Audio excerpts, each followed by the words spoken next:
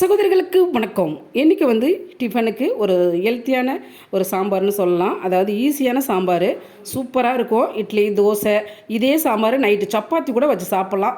வேறு லெவலாக இருக்கும் இந்த சாம்பார். நான் வந்து இன்றைக்கி வந்து சிம்பிளாகவே உங்களை வச்சு காமிக்கிறேன். இதுக்கு வந்து 5 நிமிஷம் போதும்.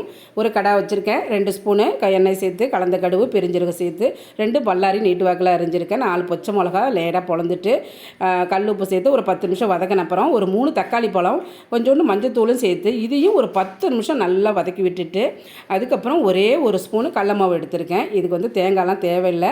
ஈஸியான சாம்பார், ஹாஸ்டலில் இருக்கிறவங்களும் செஞ்சு எல்லாம் ஒரு 5 நிமிஷத்தில் இந்த சாம்பார் ரெடி ஆகிடும். இப்போ வந்து வதங்கிடுச்சு. இதுக்கு தேவை 10 நிமிஷம் தான் வதங்கணும். அவ்வளோதான். இந்த கடல மாவை கரைச்சி விட்டு சேர்த்து விட்டு இன்னொரு டம்ளர் தண்ணியை சேர்த்து நல்லா கிளறி விட்டு உப்பெல்லாம் செக் பண்ணிக்கலாம். சகோதரிகளே, இந்த சாம்பார் டேஸ்ட்டு வேறு லெவலாக இருக்கும். மல்லி புதினாவும் சேர்த்து விட்டேன். சகோதரிகளை செய்து பார்த்துட்டு நீங்களும் கமெண்ட் பண்ணுங்கள், சப்ஸ்கிரைப் பண்ணுங்கள், லைக் பண்ணுங்கள், ஃப்ரெண்டுங்களும் ஷேர்